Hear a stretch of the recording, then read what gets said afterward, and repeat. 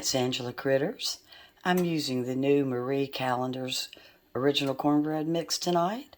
I'm adding a 1/4 pound of Mexican Velveeta with 3 tablespoons of milk. I'm going to heat them up.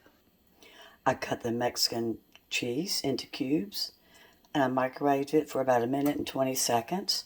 I stirred it with the milk. I'm going to put it back in for about 20 more seconds. Stirring in my package of corn mix.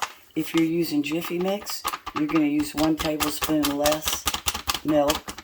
And I actually went a tiny bit over 1/4 pound of the cheese because I knew that my package of corn mix was a little bit bigger. So I'm going to stir this up, and then I'm going to add in 1 beaten egg. You can also, at this stage, you can add in a can of drained corn. You can add in some green chilies, if you like, anything you want, chopped tomatoes, salsa. Since this is my first time using Marie Callender's, I didn't realize that I was going to need another egg. It's a little bit dry. I usually double the egg in my cornbread. If any recipe calls for 1, I always do 2. But definitely with this being 7.5 ounces of cornmeal instead of 6.5, I needed that little bit of extra egg. So I'm getting ready to pour them in.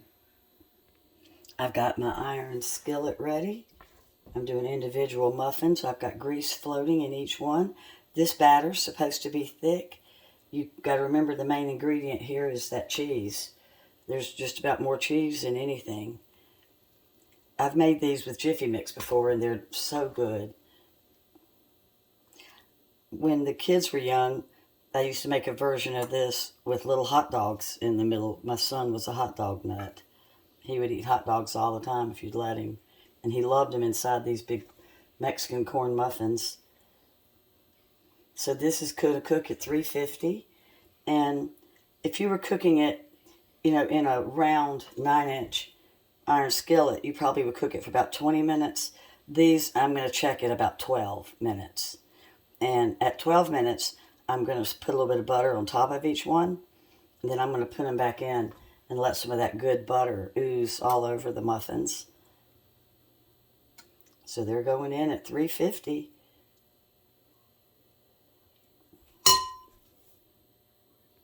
I've got my timer set, and I've got enough batter to go ahead and do a few corn sticks too. And just spread them out. And like I said, this is really good if you want to add some vegetable to it. I really like it with corn, and it's really good with cream corn too. Of course, it changes the flavor a little bit. You know how cream corn's kind of sweet. But I think you're going to love Mexican cornbread. And I'm anxious to see how Marie Callender's taste. These aren't really going to be corn sticks. As you can tell, I'm making them kind of short. But it's not like I'm in a baking contest or anything. They're just for our dinner. And I wanted to try out Marie's, see what it was like.